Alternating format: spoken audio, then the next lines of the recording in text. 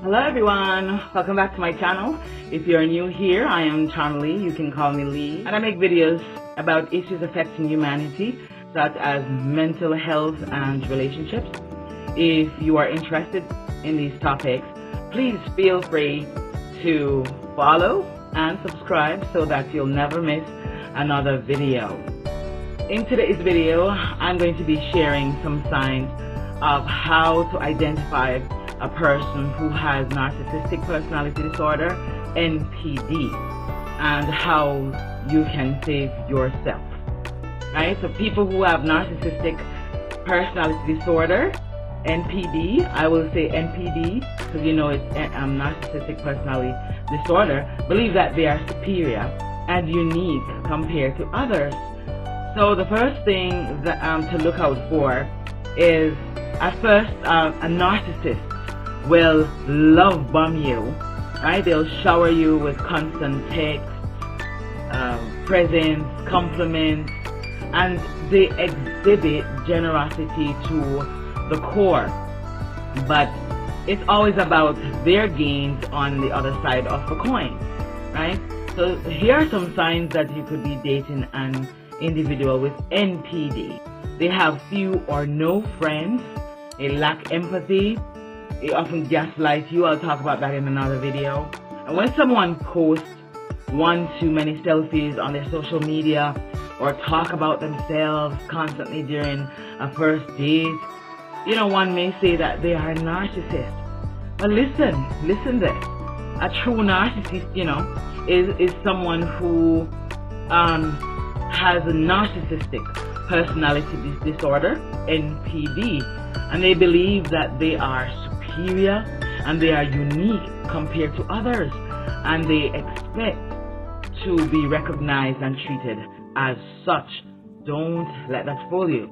So they're often dismissive and show that they have no care about you or your problems, no care in the world at all. And people with NPD have a preoccupation with fantasies of an unlimited, you know, success, power, brilliance, beauty, or an ideal love. They believe that they're special and unique and can only be understood by or should associate with other special or high status people or institutions, right? So there's a need for excessive admiration, a sense of entitlement, interpersonally exploitive behavior. They, as I said, they lack empathy and they envy others or believe that others are envious of them, and will be will be a demonstration. This will be a demonstration of arrogant and haughty behaviors or attitudes. So what it boils down to really is selfishness at the expense of others, plus the inability to consider others' feelings at all. They don't regard your feelings. So, you know, like most mental health or personality disorder, there is a varying degree of trusted sources of NPD severity. Alright? So, what I mean is that people who have NPD often experience trusted sources of other physical and mental health conditions like substance use disorder and anxiety, which may further complicate close relationships. So, all that said, knowing the official diagnostic criteria doesn't really make it easier to spot someone with NPD, you know, especially when you are romantically involved with them.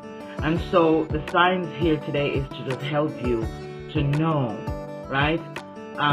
So this may give you your relationship some context. So here are some signs to look out for and tips on how to handle them. One, they'll be very charming at first, very, very charming. And people who have NPD gravitate toward trusted sources, grandiosity and fantasy, and your relationship might have felt like a fairy tale at first. You know, maybe they complimented you constantly, or you know, they give you gifts, or they told you that they love you maybe a week or two into the relationship, and that oh, you're all that, and maybe they tell you how smart you are or emphasize how compatible you are, even if you just started out seeing each other, right? So narcissists think that they deserve to be with other people who are special, and that special people are the only ones who can appreciate them fully, and they may think that you're also very compassionate, and and if you think compassionate, so if you think it's too early for them to love you, it probably is. Or if you think they feel like they don't know you enough to love you, then they probably don't. And everything is all about them. And when you're talking to a narcissist, it may feel as though you need to fight to get a word in edgewise about yourself. The conversations you have will generally be about them and their problems. And if they think you're too compassionate, then they will gravitate towards you as well. So that the moment that you start to talk about yourself with a narcissist may become visibly bored, turning you out because you're not talking about them. This behavior can cause you to grow resentful and feel as if your emotional needs are not being fulfilled by in this relationship, right? So there's a reason for that. So a narcissist may manipulate you by making you feel guilty when you do something for yourself that goes against their desires, or they may blatantly degrade you to keep you feeling trapped in the relationship. There's a whole world of things surrounding narcissists. But for instance, a narcissist will tell you that no one else will want you because you're fat, you're ugly, you're stupid, you don't do things right, your mouth don't smell good. So they will put you down when you have high self-esteem and are independent. You'll be more likely to leave and not put up with the narcissistic abuse. To become more effective, and they will break you down. A narcissist may gradually belittle you over time, lowering your self-esteem and making you feel as if there's nothing out there for you. Should you leave the relationship. They may overprotect you from others or keep you from your friends. Here's how you will feel with a narcissist. You'll feel like you're losing yourself.